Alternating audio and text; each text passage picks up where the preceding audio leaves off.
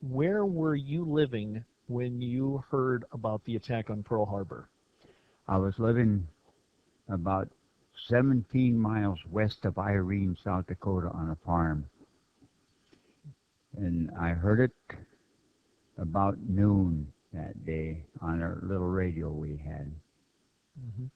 And the day was, I remember that day so well. It was a clear day. There was no snow on the ground.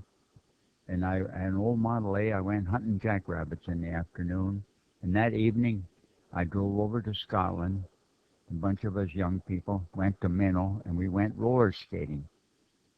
So you went roller skating And that that night. night, Sunday night, that was on a Sunday. Now, did you enlist or were you drafted? I was drafted.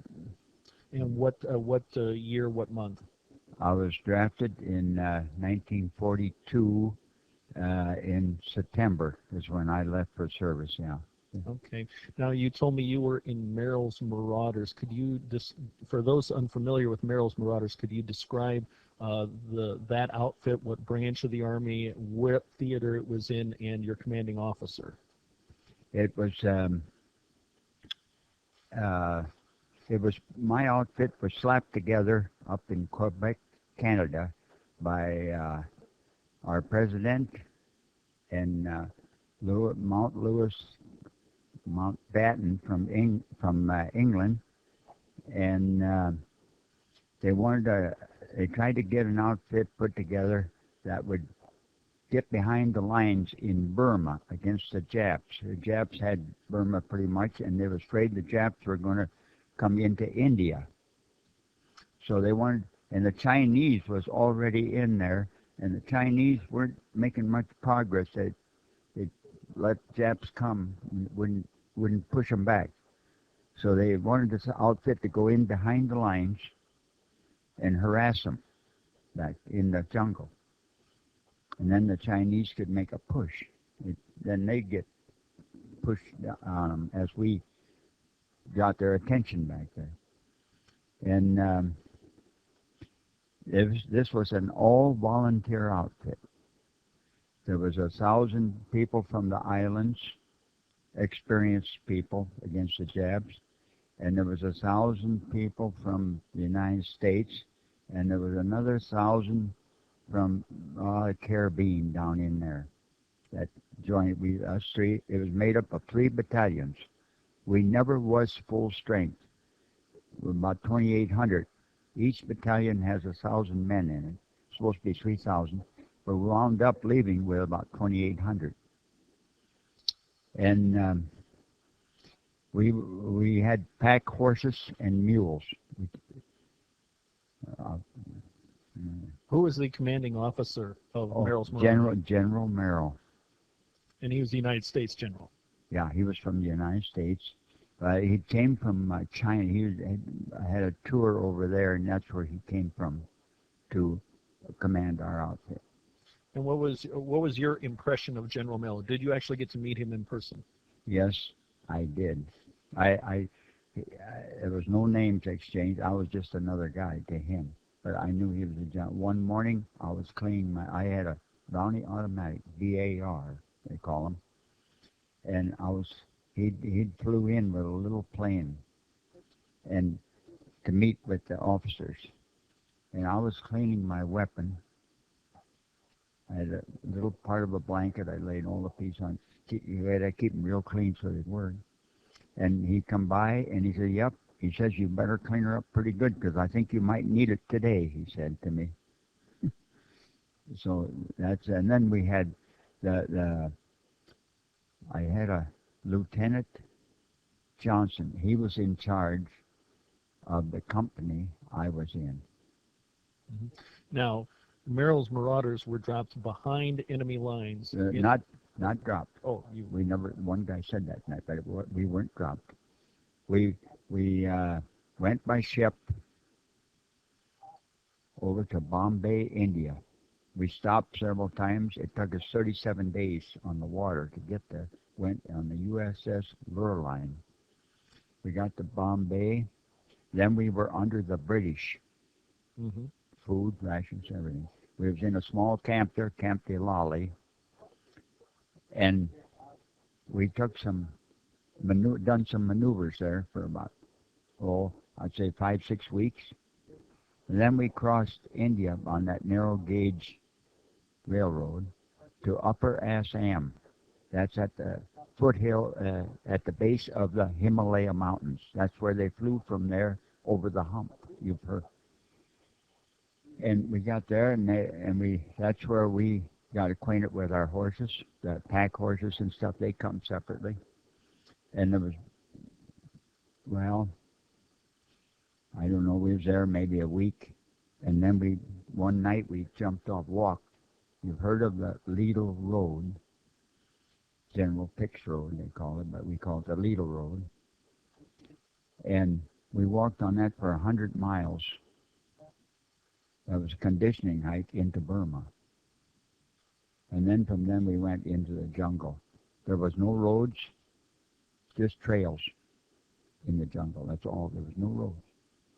And how long were you in that theater?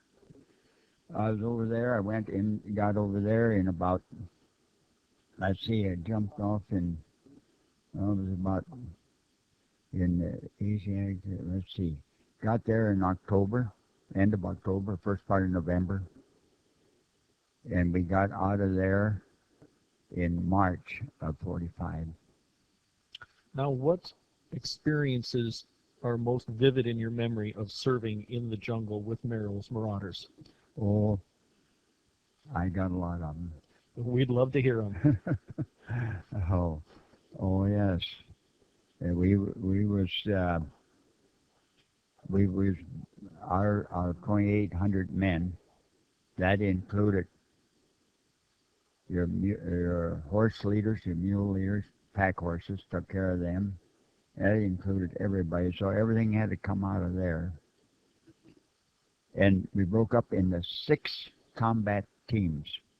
We had colors. I was in the white column, then it was red, blue, khaki, orange. There was anyway 6 colors. And each one was equipped to fight his own battle. He had the 81 millimeter mortar was the highest, heaviest weapon we had.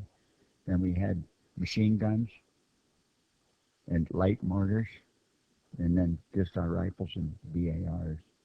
Plenty of grenades. And what was the primary mission of your unit, its overall general mission during that time? It was to see the Japs had patrols out on all these trails, and you never knew when you was going to see them, run into them. And it was back there, get in the back of them and harass them, search them out, hit them and run. We hit, and then we'd fly back into the jungle, disappear in the jungle, so they didn't know where we were at, even though they did know sometimes. But we had a lot of firefights on trails. They'd set up what you call a trail block, and it's down in trails long like that. Usually they'd set up on a little bit higher ground, and then where they had a view of the trail. As soon as we got in view in that fire zone, then they'd shoot.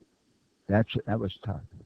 But the only thing good about it was they weren't very good shots. They always usually shot over us with their machine gun. They did. Now, how was your unit resupplied? That was supplied entirely by air. C-47s parachuted stuff down to us. They parachuted oats. They didn't parachute the oats. They put it in big bags, gunny sacks. They'd pack about 10 pounds in a sack just loosely, and they'd put about 10 of them bags in a great big heavy bag, and they'd kick them out the door, and then come down. See, when they was loose in it, they wouldn't break. Now, obviously, you didn't have a whole lot of luxuries or amenities out there. I mean, so obviously supplies were very limited as far as what they could get I you. wore the same clothes till that fell off me just about. The same clothes. Wow. Shoes, I had jungle boots on. I had them all wore out when I come out of there. Now, earlier tonight you mentioned that obviously you couldn't write letters back home due to the nature of your mission. Yeah, that's right. We could not get mail out. couldn't get anything out, see. And that's what worried my folks. They didn't understand it. You know, Now, how did you get news in, like via radio reports or newspapers? Did they drop in some we had them crank a radio. Every column had a crank radio or a generator, Mhm. and it'd crank at night. It'd hum, and they could talk out. Now, you were there until March of 1945. Under Yeah. what circumstances did your unit leave that theater? I see the Chinese come in and kind of took over. They come in, followed us down through the jungle, and they got a place where they landed a C-47, and that's where I got on. I handed my BAR, and I had a big Gurkha knife. I handed that right over to a Chinese was standing there. They didn't have no record or anything of nothing. We just handed our guns away. And then you left from Burma and went to where? Went back to India. To Calcutta, India. That's where we shipped out from. What was it like being in the jungle for so long and then getting to a big city like Calcutta, having been relieved? Oh, it was different. There was lights and stuff there, you know. Yeah. It was a lot different. Where were you when news of the Japanese surrender was announced? In 45, I got home to my folks' place on July 5th, day after the 4th. And I had a 30-day leave. That took us over to August 6th or 7th. And August 6th is when they dropped that first atomic bomb. I'll never forget. At my folks, it was trashing time, and my uncle, he helped my dad trash, see? And he come up there that one morning, and at my folks' place, we had always had to have coffee before we really got started, about 8:30 in the morning. And George was his name, and he didn't come in. He didn't come in the house. He usually come in. And I said, Delmer, you go out and see why George didn't come in. I went out there, and he had an old 35 Ford, a little radio in there, and he was laying over in the seat, ear down to that radio, and all he'd say, God, that must have been a big one. God, that must have been a big one. He was describing that bomb, what it done. Oh, God, he said, that had to be big. To wipe out that town, Hiroshima. And, well, then a couple of days I had to leave again, and I was on the train going to Fort Leonard Wood, Missouri. That's where I was supposed to report to, and they dropped the other one. And then when I got to Leonard Wood, they were celebrating down there that Japs had give up. And the war was over. The war was over. Then they shipped me on to the Camp Rucker, Alabama. Then I got my discharge down there and came home. But there's some instances about over there, you know, the more I think about it. One time I had malaria so bad. Sickness was bad. I even had typhus, but malaria. And we had to make a forced march because one of our battalions got trapped on a hill. Japs were trying to annihilate them. And they hollered for help. We made a forced march for about 2 days and one night to get to them. And I got so sick. And they didn't no way to get out, see. There was no way in that deep jungle to get a guy out. I was so sick, I was starting to faint, kind of. I felt myself passing out. And we had a 10-minute break, and I went to a medic. And all they could do, they said, you just stay here. They put my pack on a mule, and you just stay here. And I stayed. They went down the trail.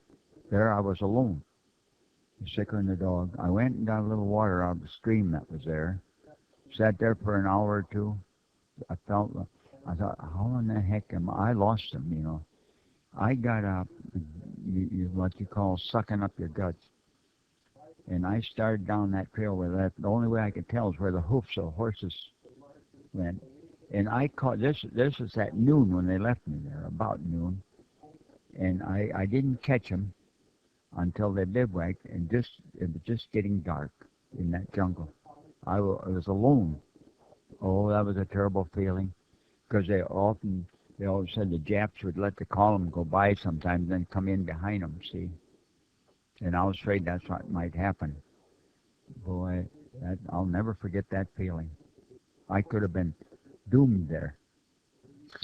Now, behind the lines, what was your daily diet like? Oh, K rations. One little box like Cracker Jack. Mhm. One said breakfast on, one said dinner, one said supper.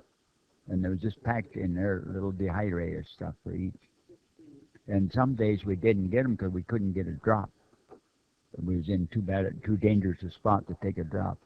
A lot of times we get a 5-day deal. That'd be 15 boxes, and that was bulky to tie on your pack. But they said, better make it do an extra day because we don't know if we can get another drop very quick. Now, did you ever have to improvise for food out in the jungle? Fish. One time we got some fish, and it's a story, but I learned how to make fish I cook fish in the jungle. You take this bamboo, it's got sections in. Each section holds water. And you chop it off below one section, or both sections, and you have one section, just like a bucket. That's like a bucket. You take these fish, you clean them as best you can, take banana leaves and roll them in, and then pack them in that bucket like of a bamboo, and you get several of them. Then you build a fire around, set them up like a bucket would, and you keep that fire going until that green bamboo is just charred, so it's black, charred. Then take them out, you pull them out, and your fish is done. It's just like you take the backbone, take it right out. It's cooked. Now, did you learn that via training, or is that something No, you learned on the one fly? guy in the outfit knew how to do it. He said, I'll show you how to do that. One guy. Yeah, I don't know where he learned it or anything, but one time we come across a native hut. We happened to stop. Every hour we had a 10-minute break about when we was marching. We stopped. I could see a native hut up there, and they was doing something out there. Then they had one of these here big, shallow bowls like that, or I'd say a great big like a drum, and they were thrashing white rice. They put it in, and then they had a stomper, see. Take the shells off rice, and then they'd blow on it and blow the chaff to one side. And then they had that little rice here. And I bartered with them for some cigarettes. I had a pack of cigarettes, and they gave me about a cup full of rice. I had an old sock I put it in, and I traded them cigarettes for that rice. Now, how much interaction did you have with the people who lived out there, the natives who That lived was out just about the extent of it, right there. And I was the only one that ventured over there quick. So Yeah. your unit really didn't have much interaction. Was that because the local, there wasn't a whole lot of people there? There wasn't, and when we came, they vanished. They built their huts about 3-4 feet off the ground, see? Bamboo, split bamboo for floors, and then they had thatched roofs like that. And it was so quiet around that hut. In fact, they have a little trench around for the water. I laid in it because we was coming under fire, see? And there was a bullet went right through the top of that thatched roof. And then you ought to heard them in there. We didn't know there was anybody in there. That was clear, that shack right by us was clear full of people. And they come out of there after that bullet went through, and they had men in there with machine guns or Tommy guns. They were protected. They protected themselves. They got the women in a low spot out there, and the men all got around with their guns pointing out for protection, see, protect the women. You know, they were there, but we didn't know it until that bullet went through that shack. Now, when you got home, what was the reaction of your family when you finally got home? Oh, that was, after I got my discharge from the Army. Well, when I came home that time, I come home middle of the night. I had to catch a ride from Yankton out. My folks had no telephone them days, and they didn't know I was coming. and when I come home on my 30-day leave. And oh, you know, my mother cried. She was so happy. Stuff I made it back, and that was celebrate for a while. Did you have a chance to write from Calcutta or any way? Oh, there we got to writing later on, and we did get mail in the jungle one time at Christmas time. They dropped our mail, and you know, that was everybody got bundles of mail, and we'd get it and go off, be alone. Everybody tried to be alone. I know I got behind a tree there and went through them, a lot of letters to read through and find out things. And that's you didn't talk to nobody when they was looking at their mail. That was kind of an unwritten rule of soldiering. Yeah, it was. Everybody's in the same boat. How do you think the war changed you? What did you see about yourself that was different after your service? Well, I don't know. I just wanted to be away from people. I didn't want to be around people much. I just didn't. I come home. Of course, I came home on my wife's birthday. She didn't knew I was coming after I had my discharge, but I happened to get home. I went over to see her here in Scotland. I lived over here, 20 miles east of here, and come home. But I just knew I wanted to settle down. I didn't want to run around no more. Looking for some stability then. Stability and just be quiet. Let me work. I promised myself when I had my face in the dirt over there, shells were coming in. He was just that far from death, or being killed. I promised myself I'd never complain about work again. Never. Even if it was just for a nickel a day, I wouldn't complain. That's how I felt, and I come home. We got married. I went to Sioux City. We got a job in a packing house in Sioux City. Couldn't get no living place around here. I tried in Yankton. I get plenty of work, and I went to the veterans there. And they said, go to Sioux City. You have a better chance of getting an apartment down there. They have more turnover. And you can get a job there, too, whatever you want. So we went down there for about, I'd say, 6 months. And I went. The union people went on strike. And we came home to my folks. And I told my wife, I don't like it in the packing house. I don't like that. I'm a farmer. I know that's all I know is farming. And then, of course, the word got out. And anybody that ever heard of a farm for rent or anything, now this was in January of 46.